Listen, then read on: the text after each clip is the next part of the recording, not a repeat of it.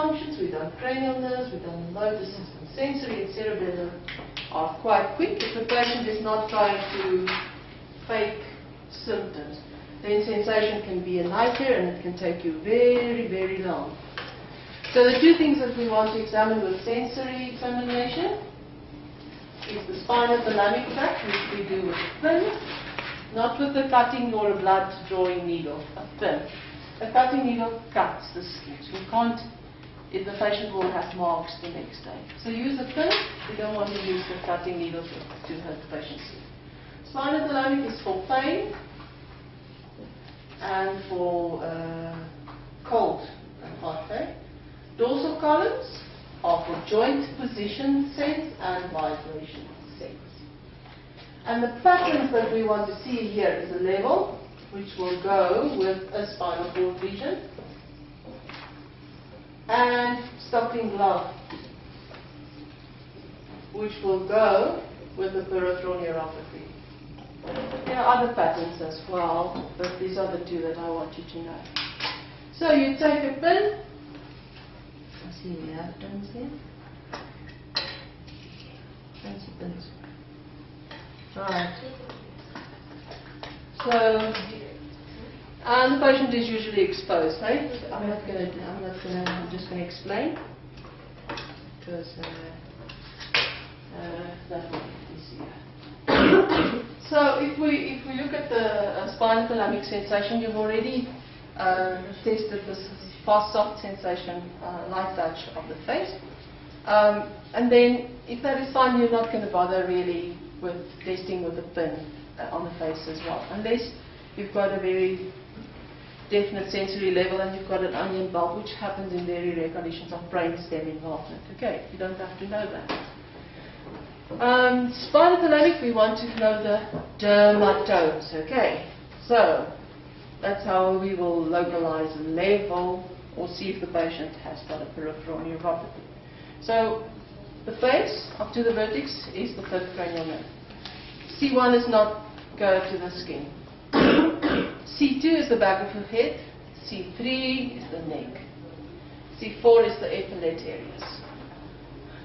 Then you stand in the anatomic position and you've got C5 is the deltoid. C6 is the form on the lateral side. 7 is the middle finger. 8 is there. T1. Okay. T4, T10. That's what we do in the stomach.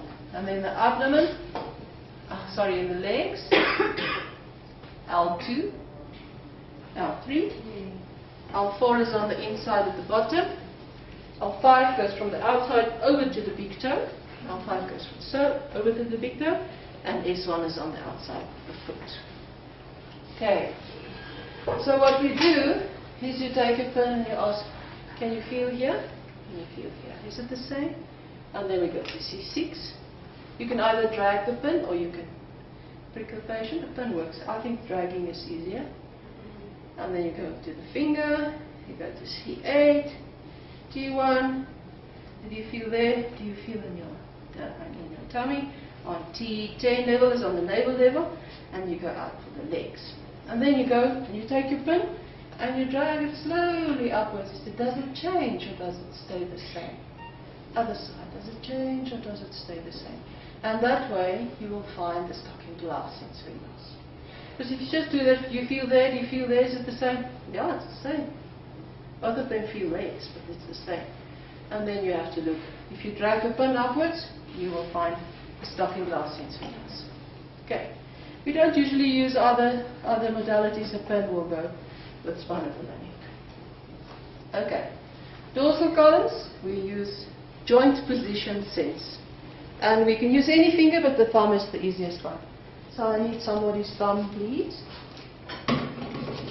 So, I see. I'm sorry, you already asked the question.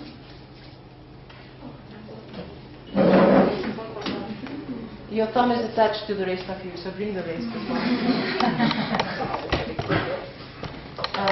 Yeah, I think everybody can see that here. Right, so you could sit back so you don't fall off. Okay, so for joint position sense, we test only one joint at a time. Hey, so the thumb has got two joints. So we stabilize the proximal joint, and we touch the side of the thumb, and you say to the patient, this is up, and this is going down. Where am I going now? Up. Now? Up. Now? Down. Down. Okay, close your eyes. And of course you can always hide the thumb so the patient can't see it. Or if the patient cooperates, that's nice. Right, so where are we going now? Up. Now? Up. Down.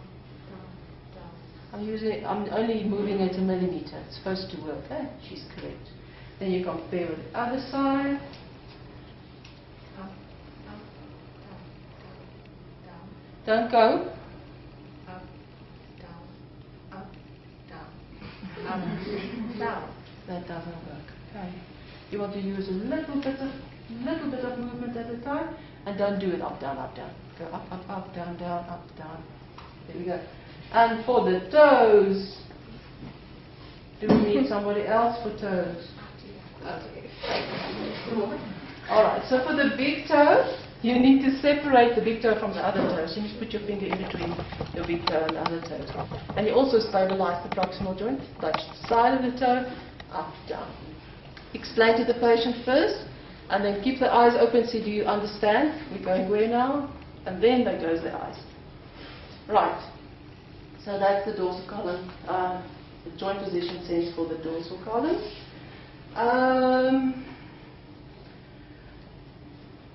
It's an objective thing, so if the patient doesn't guess correctly, you can see there's something wrong.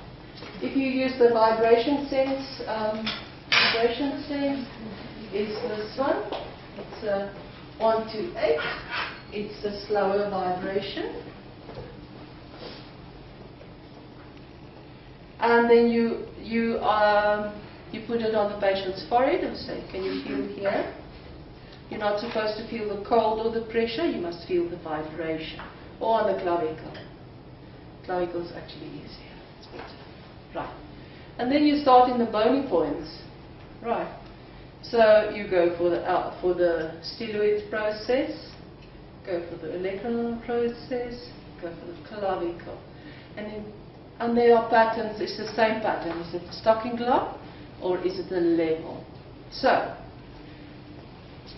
if you wake up your tuning fork and you go in the neck, you go to the lateral malleolus, anterior tibialis, anterior superior iliac spinal, any spinal that you can find in the hip. Now if you have a pattern where the patient doesn't feel here, but he feels the vibration there and there, and the same, doesn't feel here, feels there and there. In the ankle, doesn't feel there, but it doesn't feel there, but feels in the hip. What is the pattern? Is it a level? No. Distally he doesn't feel, proximally he feels. Distally doesn't feel, proximally he feels. It's a peripheral neuropathy pattern. Okay, now the patient can feel there and there and there, but he cannot feel in the ankle or the tibia or the hip. So you turn him around and you go on the spinas. See? And then they will say when they start to feel the vibration. That is a level. Okay, dorsal column.